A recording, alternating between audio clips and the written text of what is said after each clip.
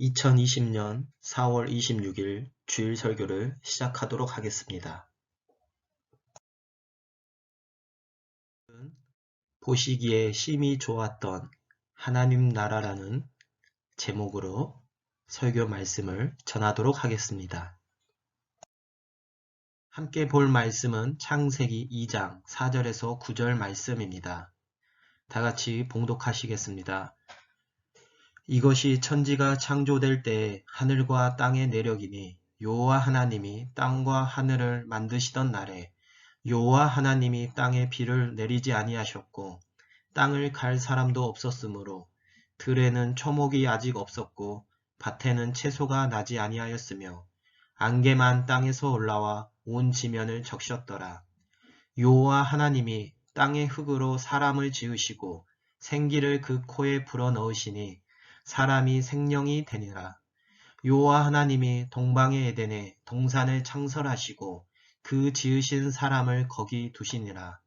여호와 하나님이 그 땅에서 보기에 아름답고 먹기에 좋은 나무가 나게 하시니 동산 가운데에는 생명나무와 선악을 알게 하는 나무도 있더라.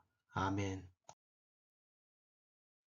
지난주에는 하나님과 교제를 누릴 수 있는 첫 번째 방편인 성경에 대해서 자세히 나눴습니다. 성경은 하나님께서 자신의 뜻을 나타내시고 소통하시기로 한 놀라운 통로입니다. 그런데 그 성경을 접근할 때 두 가지의 대표적인 어려움이 있다라고 말씀드렸습니다. 첫 번째는 번역의 문제로 성경이 어렵다라고 느껴지는 경우이고, 두 번째는 성경의 전체 흐름과 맥을 알지 못하여 성경의 이해가 떨어지는 경우입니다. 첫 번째는 성경을 편안하게 접근할 수 있는 새번역 성경이나 영어 성경을 한글 성경과 대조해서 읽음으로 해결될 수 있는 문제이고, 두 번째는 몇 시간만 투자해서 공부하면 해결할 수 있는 문제입니다. 오늘부터 저는 여러분과 이 두 번째 문제를 해결하고자 합니다. 저와 여러분은 성경의 전체 흐름과 맥을 찬찬히 파악하며 성경을 처음부터 끝까지 읽어보려고 합니다. 성경의 중심과 사상은 하나님 나라라고 할 수 있습니다. 성경을 포괄하는 여러 신학적 주제들이 있지만 그 중에서도 하나님 나라의 관점에서 성경을 읽는 것이 성경의 본의를 가장 잘 드러낼 수 있습니다. 왜냐하면 성경의 주인공이신 예수님께서 바로 하나님 나라를 말씀하셨기 때문입니다.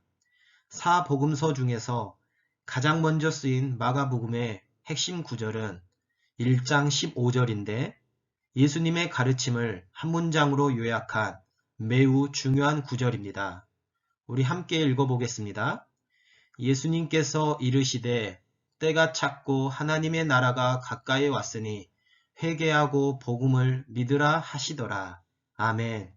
이 말씀은 마가복음 전체를 지배하는 구절이며 다른 마태, 누가, 요한복음도 이 구절을 중심으로 자신의 복음서를 서술했습니다. 예수님의 말씀 중에는 하나님 나라가 가득합니다. 하나님 나라를 잘 설명하기 위해 여러 비유들을 사용하셨고 다양한 각도의 이야기들을 들려주셨습니다. 그리고 예수님의 여러 기적들은 하나님 나라를 드러내는 표시였습니다. 예수님의 사상을 그대로 전수받아 삶으로 드러냈던 사도 바울도 하나님 나라를 평생을 거쳐 전파하였습니다. 우리 말씀 한번 읽겠습니다.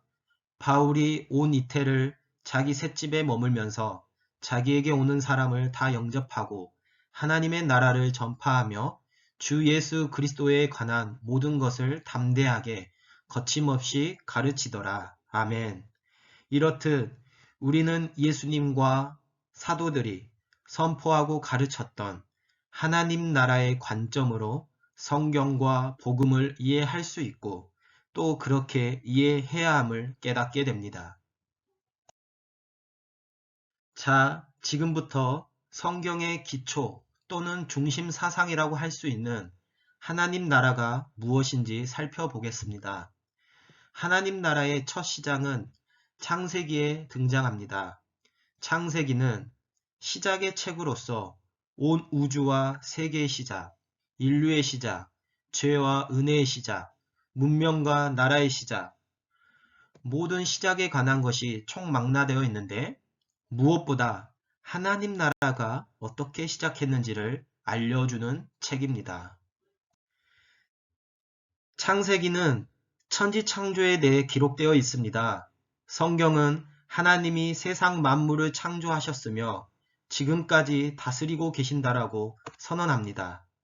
창세기 1장 1절은 태초에 하나님이 천지를 창조하셨다라고 선포하고 있습니다. 이 말씀은 우리 신앙의 기초이며 뿌리입니다. 이 말씀이 믿어지지 않는다면 신앙생활을 온전히 할 수가 없습니다. 하나님이 천지를 창조하셨다라는 말씀은 바꿔 말하면 하나님이 온 우주의 건축자이시고 온 우주의 주인이시라는 것입니다.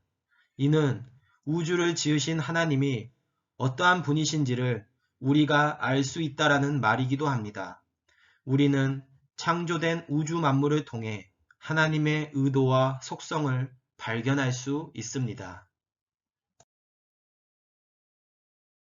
하나님께서 만드신 창조물들의 순서를 한번 나열해 보았습니다.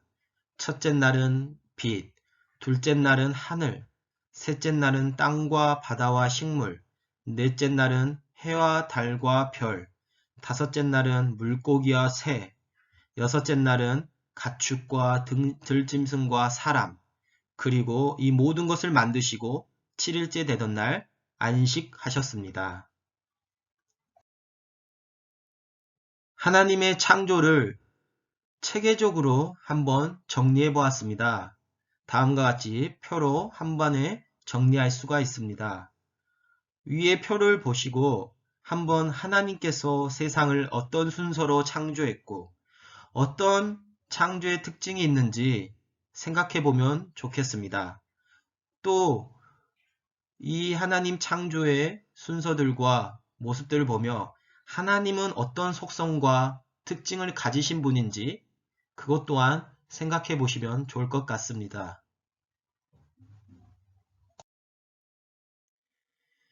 창세기 1장 2절에서는 땅이 혼돈하고 공허하며 라는 구절로 시작하고 있습니다. 이러한 세상에 첫째 날 하나님은 빛을 만들었고 둘째 날 궁창을 만들었고 셋째 날 땅과 바다를 창조하셨습니다. 한마디로 1일에서 3일까지는 세상의 기초 틀을 세우셨음을 확인할 수 있습니다. 혼돈한 세상에 질서와 틀을 세우신 것입니다. 그리고 넷째 날부터 여섯째 날까지는 이 기초와 질서에 내용물을 채워 놓으셨습니다. 넷째 날 궁창에 해와 달과 별을 만드시고 다섯째 날 물고기와 새를 만들며 여섯째 날 사람과 짐승을 만드셨습니다. 이를 우리가 간단하게 한번 정리해 보면 혼돈과 공허에서 하나님께서 질서와 체험이라는 창조를 하셨음을 우리는 발견할 수가 있습니다. 정리하면 하나님께서는 무에서 유를 창조하셨는데 혼돈에서 질서를, 공허에서 체험의 방식으로 창조하셨음을 확인할 수 있습니다. 우리는 이를 통해 풍성하시고 질서 있으시며 조화로우신 하나님의 속성을 깨달을 수 있습니다. 하나님께서 만드신 세상은 하나님 보시기에 참으로 좋았습니다. 어느 하나 다시 고칠 것이 없는 완벽한 그 자체였습니다. 세상은 하나님의 임재와 복이 가득한 집, 즉 성전과도 같았습니다. 하나님의 창조에서 가장 큰 특징은 사람을 맨 마지막에 창조하셨다라는 것입니다. 마치 우주 만물을 그렇게 아름답고 풍성하게 창조하신 이유가 사람을 창조하여 두시고자 한 것처럼 말입니다. 하나님은 하나님의 임재와 복이 가득한 집에서 인간이 복을 누리시길 원하셨습니다. 하나님이 사람을 중심으로 만물을 창조하셨다라는 것은 사람을 하나님의 형상대로 창조하셔서 모든 생물을 다스리게 하신 것을 통해서도 알 수 있습니다. 사실 하나님께서 모든 생물을 다스려야 하는데 그 권한을 사람에게 주셔서 모든 생물을 다스리게 하셨습니다. 즉, 하나님은 로드, 주의 역할을 사람에게 일부 주심으로 모든 피조세계 위에 있는 사람의 지위를 나타내셨습니다. 사람의 특별함은 하나님께서 특별한 곳에 인간을 거주하게 하시고 관계를 맺으셨다는 것에서도 알 수가 있습니다. 오늘 말씀에서도 확인할 수 있듯이 온 우주를 만드신 하나님께서 특별히 한 곳 에덴 동산을 창설하셨습니다. 그리고 인간이 그곳에 거주하게 하셨습니다. 그곳은 인간이 거주하기에 아름답고 복으로 충만한 곳이었습니다. 모든 먹을 것과 누릴 것이 풍족하여 서로 경쟁과 갈등이 일어날 필요가 없는 완전한 곳이었습니다. 한편 에덴 동산은 하나님께서 인류의 첫 사람들과 만나기 위해 임재하셨던 장소였습니다. 하나님은 에덴 동산을 거니시면서 아담과 대화를 나누며 인격적인 교제를 맺고 인간에게 관계의 복도 허락하셨습니다. 하나님으로부터 모든 복을 받은 인간은 에덴 동산에서 모든 것을 다 할 수 있었습니다. 그런데 한 가지 제약을 받았습니다. 우리 말씀을 같이 읽어보겠습니다. 여호와 하나님이 그 사람에게 명하여 이르시되 동산 각종 나무의 열매는 내가 임의로 먹되 선악을 알게 하는 나무의 열매는 먹지 말라. 먹는 날에는 반드시 죽으리라 하시니라. 아멘. 인간의 한 가지 제약은 선악을 알게 하는 나무의 열매를 먹지 말라는 것입니다.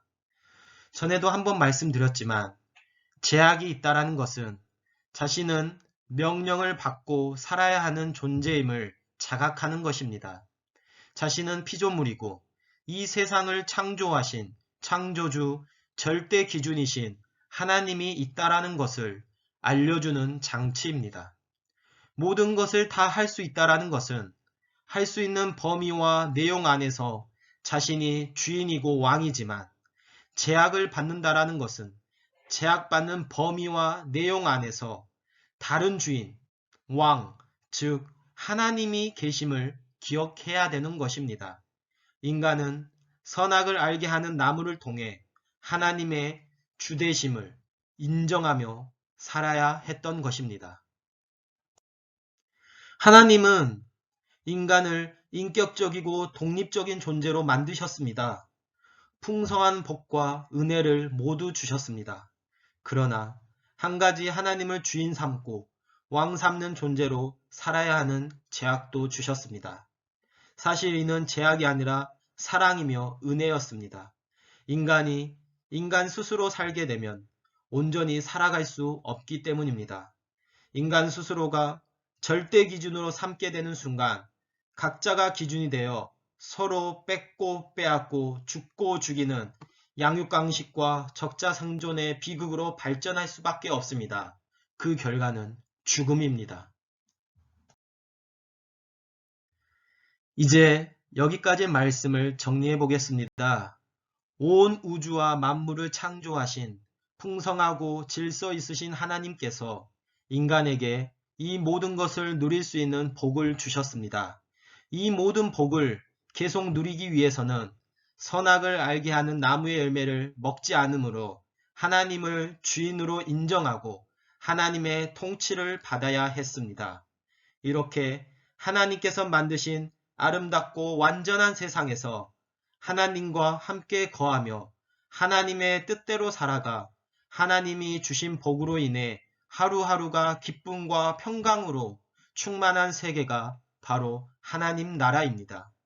이것이 바로 하나님의 창조 목적입니다.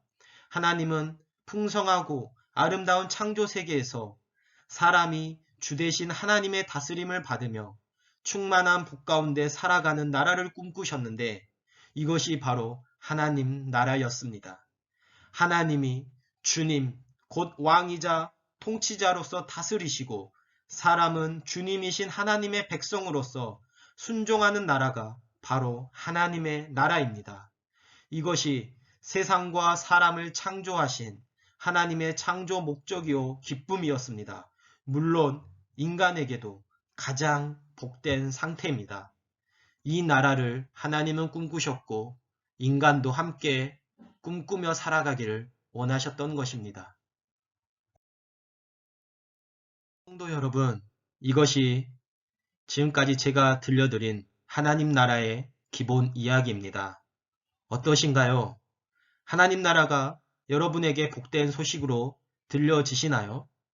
하나님께서 모든 것을 창조하셨고 지금도 다스리는 창조주이자 주님이시라고 인정이 되십니까? 이 하나님 나라의 원형, 원리를 우리가 알았다라면 이제 어떻게 삶을 살아야겠습니까? 하나님이 모든 것을 창조하셨고 다스리시는 창조주이자 주님이시라면 우리는 하나님 앞에 어떠한 마음과 자세로 살아야 할까요? 각자 오늘 말씀에 대해서 깊이 생각해 보시면서 하나님께서 꿈꾸셨던 그 나라, 우리에게 주시고자 하는 그 나라, 우리가 어떻게 이 땅에서 누리며 살아갈 수 있을지 하나님 앞에 기도하며 같이 그 은혜를 누리며 살아가기를 주의 이름으로 축복합니다.